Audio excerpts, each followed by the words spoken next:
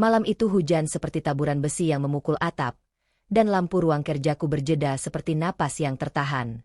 Aku duduk di depan layar, menunggu atau memaksa sesuatu yang tak ingin kusebutkan. Tiba-tiba bel berbunyi. Putri datang, rambutnya basah, wajahnya pucat, dan matanya penuh kengerian. Di saat itu bukan hanya rumah yang terguncang, seluruh fondasi hidupku seperti diguncang gempa. Air matanya bercampur hujan, namun aku memilih menata napas, bukan menangis. Ini bukan akhir. Ini adalah titik awal perencanaan yang dingin, rapi, dan tak terduga. Aku akan memimpin, bukan menjadi korban. Cerita ini adalah cerita fiksi yang diambil dari kehidupan nyata.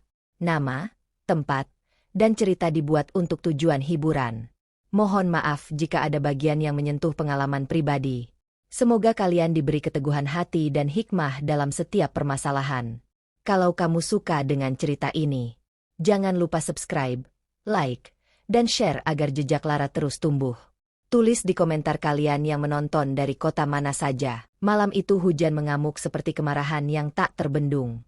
Aku, Diana, sedang menuntaskan lembar demi lembar proposal di ruang kerjaku ketika bunyi bel yang tak terduga merobek senyap. Aku mengira itu salah satu pekerjaan yang menuntut, tapi di layar interkom muncul sosok Putri. Rambutnya basah, pipinya cekung karena tangis, matanya memancarkan ketakutan yang membuat dadaku sesak. Aku turun, membuka pintu, dan mendapati sekretarisku menggigil. Ia hampir tidak bisa bicara. Napasnya pendek, kata-katanya tercekat. Saat ia menyebut nama Bayu, jantungku berdetak lebih kencang. Kata-kata Putri mengalir seperti air yang tak bisa dibendung. Semua rekening perusahaan telah dikuras.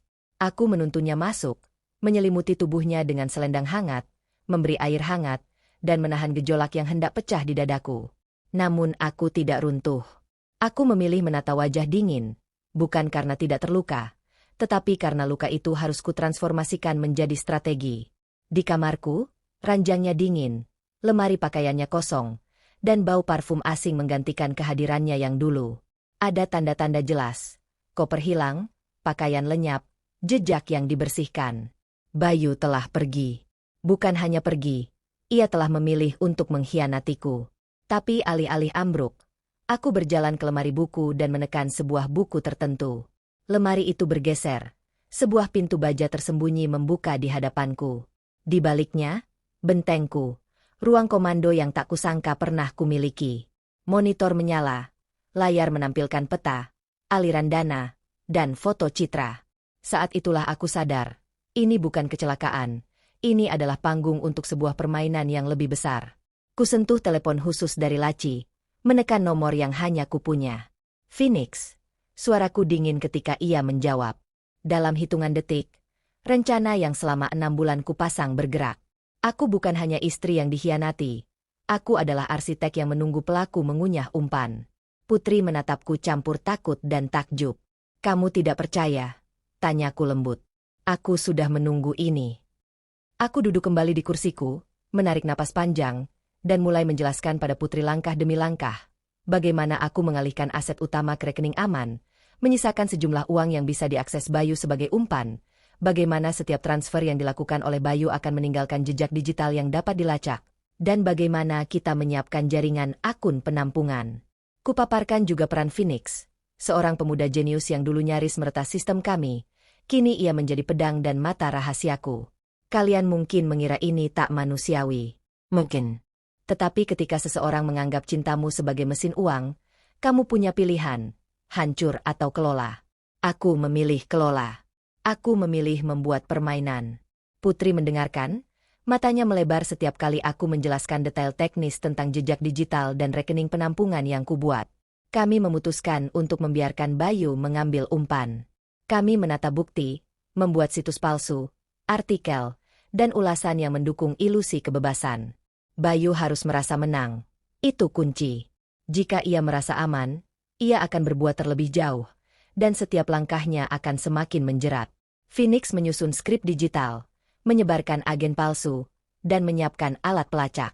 Saat monitor menampilkan rute penerbangan dan lokasi villa yang telah kita set sebagai panggung, aku merasakan ada kombinasi dingin antara kesedihan dan kemenangan yang menyelinap ke dalam diriku. Aku ingat betul masa-masa ketika kami bercita-cita bersama, Sekarang semua itu menjadi bahan arsip untuk rencana pembalasan yang hiperkalkulatif. Ketika Putri bertanya apakah aku tidak takut, aku tersenyum tipis. Takut? Tentu. Tetapi ketakutan yang dikelola adalah alat, bukan beban. Jawabku. Aku memberi Putri sebuah map tebal berjudul Bayu Pratama. Detail rekaman transaksi, jalur komunikasi, foto citra, dan semuanya terhampar. Malam itu aku tidak tidur. Aku menyusun tahapan demi tahapan, menandai waktu, menghitung kemungkinan, dan memastikan bahwa setiap langkah Bayu akan terdokumentasi. Operasi kami kukatakan, Fajar Merekah. Sebuah nama yang mengingatkan pada lahirnya sesuatu yang baru dari abu masa lalu. Di ruang gelap itu kita memetakan jebakan, rekening umpan, situs investasi palsu, agen konsultan palsu, dan kanal pengawasan di villa. Semua terlihat seperti sandiwara. Namun sandiwara itu harus terlihat nyata. Aku mengklik konfirmasi pada beberapa layar, menandai jalur yang akan kami ikuti. Putri menggenggam tanganku. Nyonya, apakah ini adil? Bisiknya. Aku menatapnya panjang. Malam itu aku berjanji, keadilan akan kumainkan seperti catur, rapi dan pasti. Aku mengikuti setiap langkah mereka dari layar monitor. Jet pribadi itu lepas landas dan menyapu peta menjadi sekumpulan titik merah. Titik yang menandakan kebebasan semu yang kuberikan. Mereka tiba di Kepulauan Kaiman, villa kaca, kolam infinity yang berkilau, dan matahari tropis yang berbohong. Di sana Bayu meneguk rasa kemenangan. Citra berputar-putar di butik, matanya memantul oleh kilauan perhiasan. Di layar, angka-angka rekening itu menurun, sebuah irama yang kini menjadi musik kami. Phoenix terus mengabarkan, email verifikasi, penundaan transfer, dan jeda-jeda yang seolah membuat para pencuri ini merasa aman. Bayu merasa berkuasa ketika memerintahkan mobil sport merah dan menikmati sendi-sendi dunia yang kini dipayunginya. Ia tak menyangka, atau memang tak ingin menyadari, bahwa setiap transaksi itu meninggalkan bekas. Di sisi lain, aku menjelaskan kepada Putri bahwa kita harus bersabar.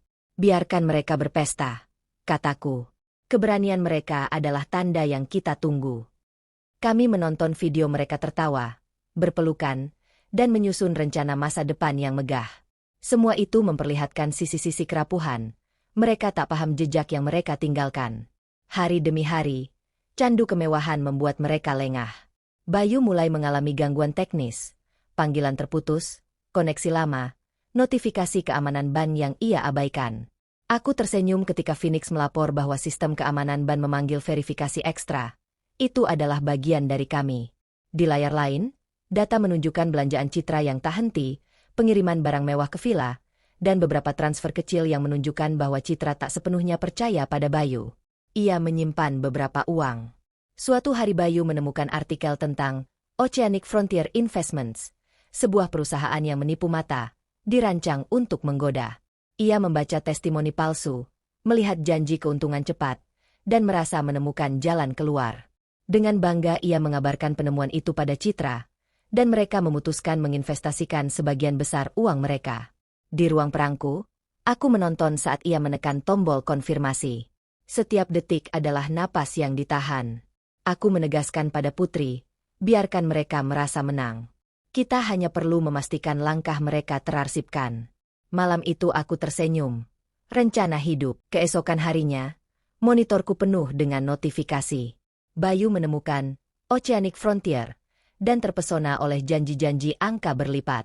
Ia menunjukkan pada Citra dengan bangga, dan mereka merayakan seolah menemukan emas baru. Di ruang perang, Phoenix melaporkan langkah demi langkah, situs web palsu hidup, nomor kontak konsultan palsu aktif, dan rekening penampungan yang kami siapkan siap menerima transfer. Aku menyaksikan Bayu mengetik angka besar, 80% dari uang yang ia curi, dan menekan konfirmasi. Satu napas, satu klik, dan sebuah era baru bagi mereka dimulai. Di villa, mereka menenggak sampanye, memeriksa status investasi, dan merencanakan pembelian baru. Di layar aku melihat setiap transaksi masuk dan keluar. Aku menandainya, menyimpannya, dan menunggu momentum yang tepat. Phoenix mengingatkan bahwa semua jejak telah diberi tag. Transaksi ini akan menghubungkan Bayu dengan sindikat yang kami sebut dalam bukti. Sedikitnya transaksi kecil yang ditransfer ke rekening Swiss atas nama Citra membuatku tersenyum tipis. Citra, cerdik sekaligus serakah, menyiapkan cadangan. Ia tidak sepenuhnya percaya pada Bayu. Ia menyimpan sebagian untuk dirinya sendiri. Kini dua tikus itu saling membayar ketidakpercayaan dengan pengkhianatan lain. Hari-hari berikutnya berubah menjadi deretan pesta dan transaksi.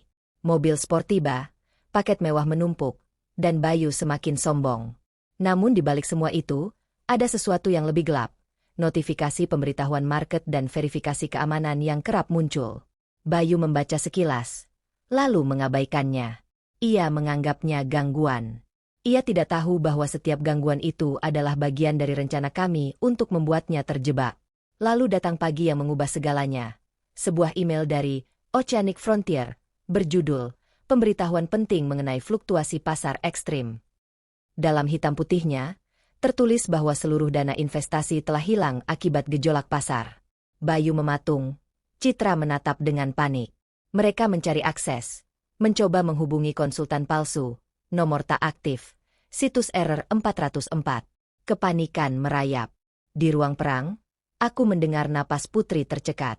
Phoenix menuliskan log, transfer 80% berhasil diterima di rekening penampungan kita. Lalu ada transfer lain, persentase kecil, menuju rekening Swiss milik Citra. Semua sesuai rencana, kecuali aku melihat sekilas sesuatu yang tak terduga. Nada panik pada Bayu yang mulai mencari-cari siapa yang bisa disalahkan. Itulah awal retaknya. Phoenix melaporkan transfer kecil ke rekening Swiss Citra, tanda bahwa pengkhianatan mereka kini saling memakan. Menguak rahasia. Kedua pagi terasa seperti badai. Ketukan keras di pintu villa menggelegar. Bukan ketukan santai, melainkan hentakan komando. Suara, "Please, open," menerjang dan dalam hitungan detik, pintu roboh dan tim bersenjata masuk. Bayu dan Citra, yang semalam masih memegang gelas sampanye, kini terpekur di lantai. Mereka diborgol, dipaksa berdiri seperti boneka yang direntangkan benang. Sambil mereka digiring keluar, seseorang memutar sebuah video di tablet. Wajah yang familiar muncul. Itu aku, tenang duduk di kantorku. Aku menatap mereka lewat layar dan mengucapkan satu kata. Sekakmat. Ada sesuatu yang sangat memuaskan melihat kebengisannya berbalik menjadi ketidakberdayaan. Di ruang interogasi, dua agen federal menatap tajam. Mereka bukan polisi lokal biasa. Ini agen dengan kewenangan melintas negara. Mereka membuka map yang berisi bukti digital yang kami susun, rekaman transfer, log komunikasi, dan link yang mengaitkan dana ke jaringan berbahaya.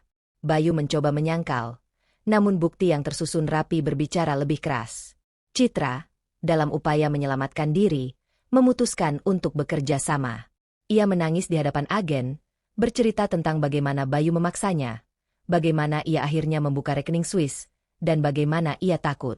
Ia berharap belas kasih. Agen mencatat semua itu, namun mereka berhati-hati. Keterangan Citra harus diuji kebenarannya. Di ruangan lain, Bayu merasakan pengkhianatan yang lebih pahit. Bukan hanya dari istrinya yang ia curangi, tetapi dari kekasihnya sendiri yang rela menjualnya demi kebebasan. Waktu berlalu lambat di ruang interogasi. Mesin waktu yang menjerat mereka bekerja tanpa belas kasihan. Bayu mengulang kata-kata pembelaan. Saya tidak tahu itu berhubungan dengan organisasi itu. Agen hanya menatapnya dingin. Semua orang bilang begitu. Balas salah satu. Mereka menunjukkan bukti transfer ke perusahaan cangkang yang terkait aktivitas kriminal. Keputusannya lebih besar dari yang mereka bayangkan. Bukan sekadar kasus domestik, tetapi kasus internasional. Agen berkata bahwa mereka akan diekstradisi ke Amerika Serikat untuk diadili. Istilah, pencucian uang, dan dukungan material untuk organisasi terlarang, terdengar seperti gelap yang menelan semua mimpi mereka. Malam itu, di penjara, Bayu menangis bukan karena uangnya hilang, melainkan karena kehancuran identitasnya. Di sisi lain, aku duduk di kamar operasi, menonton proses itu seperti orang yang menyaksikan tirai panggung ditutup. Ada rasa lega yang mendalam. Aku tak merayakan kekejaman. Aku merayakan penegakan yang kumaknai adil. Putri berdiri dekatku, matanya berkaca-kaca, bukan karena kebencian tetapi karena kelegaan. Perusahaan kami selamat, reputasi kami pulih, dan negara kami tidak lagi menjadi bahan dagang oleh suami yang licik. Ketika putusan akhir dibacakan, puluhan tahun penjara, ada sesuatu yang kusaksikan pada wajah Bayu, lelaki yang dulu digerakkan oleh egonya kini melihat bayang-bayang yang diperkecil. Dunia menutup pintu bagi mereka. Media internasional menyorot kisah ini, 2 warga Indonesia dihukum dengan hukuman berat atas kejahatan finansial lintas negara. Perusahaan kami disebut sebagai korban yang berhasil mendapatkan kembali sebagian aset. Nama, Diana Putri Mahardika, mulai bergaung sebagai figur yang tegas. Aku membangun ulang, bukan merayakan, agar tak lagi tergantung. 5 tahun berlalu seperti napas yang panjang. Waktu bukanlah pembalut luka, namun ia memberi ruang untuk membentuk kembali apa yang patah. Aku berdiri di depan jendela kantor yang tinggi, menatap kota yang dulu hanya jadi medan perang batin. Kini namaku disebut sebagai pendiri Fajar Phoenix Group, sebuah nama yang mengandung kontradiksi antara kehancuran dan kelahiran kembali. Perusahaan kami tumbuh pesat. Kami memperkenalkan kebijakan ketat, audit transparan, dan program tanggung jawab sosial. Aku memfokuskan energi bukan pada balas dendam, melainkan pada membangun fondasi yang akan menahan badai. Putri kini menjadi Chief of Operations, sosok yang kukenal sejak awal, setia, teliti, dan teruji. Kami merayakan kemenangan dengan opsi yang lebih mulia, mengembalikan aset yang berhasil disita kepada korban, memperbaiki sistem keamanan, dan mendidik pemimpin muda tentang integritas. Dalam forum ekonomi di Singapura, aku berdiri di panggung utama. Lampu menerangi wajah, tetapi di balik itu aku menyimpan kisah yang jauh lebih panjang, kisah yang tidak sengaja kudramatisir. Saat aku berbicara tentang kepercayaan sebagai aset paling berharga, tepuk tangan bergulung dan aku menatap ke arah auditorium, membayangkan mereka yang pernah meremehkan dan kini menyaksikan. Tidak ada kegembiraan kebencian, ada keteguhan yang dalam. Setelah pidato, aku memilih untuk tidak langsung pergi ke jamuan. Aku memiliki pertemuan lain, yang penting. Di sebuah kafe kecil yang tersembunyi, Phoenix menunggu. Wajahnya sama, namun kini ada garis tenang di bawah matanya. Ia dulu pemuda peretas yang hampir dipenjara. Kini ia menjalankan perusahaan keamanan siber yang kukagumi. Kami berbicara tentang langkah yang telah kami ambil, tentang bagaimana sistem yang dulu kami pakai kini dilebur menjadi alat perlindungan, bukan perang. Aku menyerahkan sebuah amplop tebal, dokumen transfer kepemilikan perusahaan keamanan sibernya. Ini untuk menandai bahwa kau bebas, kataku. Phoenix menatap, terkejut dan terharu. Bekerja denganmu membebaskanku pada satu hal. Aku merasa sebuah misi punya akhir, gumamnya. Kami tertawa kecil. Ada presensi nostalgia dan penghormatan di antara kami, bukan hanya profesionalisme. Keamanan yang dulu merupakan alat balas dendam kini bersih dari noda. Ia menjadi industri yang menjaga perusahaan lain agar tak bernasib sama. Ada hari lain yang menandai penutupan bab itu. Aku memutuskan memberi Phoenix hadiah yang layak, transfer kepemilikan penuh atas perusahaan keamanan sibernya. Aku menuliskan surat singkat dan menyerahkan amplop tebal yang berisi dokumen hukum. Ini untuk menandai bahwa kau bebas, kataku. Phoenix tampak terkejut dan terharu. Ia menegang, lalu melepaskan napas panjang. Aku tidak mencari bebas, Nyonya. Tapi terima kasih, jawabnya lugas. Kami berpelukan sebentar. Sebuah gestur sederhana yang menutup luka lama. Perusahaan yang dulu kubangun untuk bertahan hidup kini menjadi mesin yang memperkuat nilai-nilai etika perusahaan lain. Kami membuka program beasiswa untuk talenta sipil, mendanai riset keamanan siber, dan mendirikan pusat rehabilitasi bisnis bagi korban kejahatan finansial. Dalam pertemuan internal, aku berpesan, perusahaan ini harus menjadi tameng, bukan perangkap. Semua orang mengangguk. Putri menatapku dengan bangga, dan aku menyadari bahwa kemenangan sejati adalah memberikan kesempatan baru kepada yang pernah jadi korban. Damai kini ada. Penjara bukan hanya ruang fisik. Ia adalah cermin yang memantulkan semua aksi yang pernah kau lakukan. Bayu Pratama, yang dulu penuh percaya diri, kini menyendok makanan di kantin penjara federal di Gurun, Arizona. Wajahnya kurus, rambutnya beruban, dan matanya membawa beban yang tak terhapus. Ia menghabiskan hari-harinya bekerja di bengkel, memikirkan keputusan yang menjeratnya. Malam-malamnya dihuni penyesalan, bukan hanya karena kehilangan harta, tetapi karena kehilangan harga diri yang dulu ia bangun atas kebohongan. Citra, yang pernah bergaya glamor, kini menjalani hari di fasilitas wanita di Texas. Kerja binatu, bangun pagi, melakukan tugas harian, semua menggantikan pesta dan belanja. Ia kadang melihat foto dirinya yang dulu cantik di majalah, lalu menatap tangan yang kini kasar karena pekerjaan. Ia mencoba memahami keputusan yang diambilnya. Apakah ia menyesal? Terkadang ya, terkadang ia hanya marah pada keadaan. Hubungan mereka tidak lagi ada. Di antara mereka hanya kebencian dan kesepian. Program rehabilitasi di dalam lembaga mencoba memberi mereka kompetensi baru, tetapi luka moral dan konsekuensi pilihan tetap melekat. Aku melihat foto mereka di artikel berita, dan rasanya aneh. Dua orang yang dulu begitu bernafsu kini hanya bayang-bayang dari ambisi yang salah. Aku tidak merasa gembira, hanya lega bahwa keadilan ala sistem bekerja. Sementara itu, hidupku berjalan terus. Kantor baru, rapat, dan pertemuan dengan mitra internasional. Tapi di sela kesibukan, aku mengambil waktu untuk diri sendiri.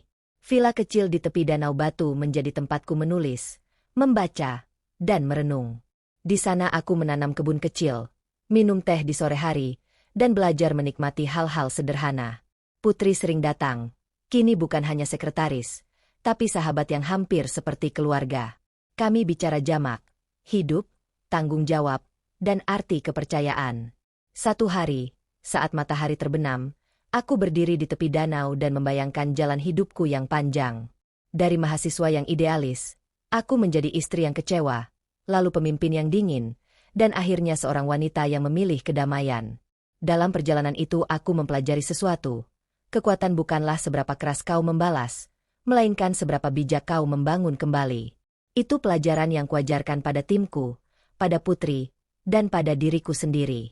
Di kantor, nama perusahaan kami kini sering disebut dalam konteks etika bisnis. Kami menjadi contoh bagaimana trauma dapat diubah menjadi kebijakan yang memperkuat. Program pelatihan, audit internal, dan cooperation dengan lembaga internasional kini menjadi bagian dari DNA kami. Aku berpesan pada tim, jangan hanya fokus pada keuntungan, fokuslah pada fondasi. Tanpa fondasi, semua puncak akan runtuh. Kadang aku bertanya pada diri sendiri, apakah semua yang kulakukan sepadan? Jawaban tidak selalu linier.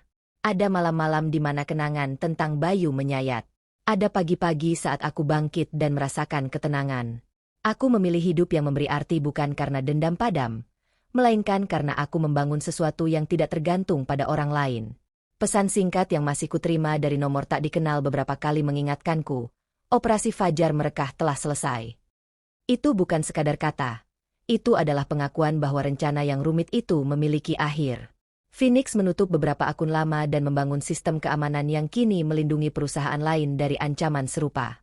Dalam beberapa kesempatan aku diundang menjadi pembicara untuk perempuan pengusaha. Aku berbagi kisah bukan untuk menginspirasi kebencian, melainkan untuk mengajarkan kesiapan dan etika. Banyak yang datang lalu berkata, cerita Nyonya menguatkan kami. Itu membuatku merasa tugas ini memiliki nilai yang lebih besar.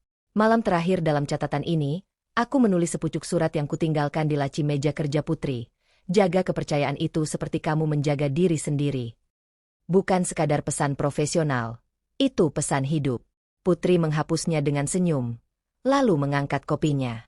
Kita tertawa ringan.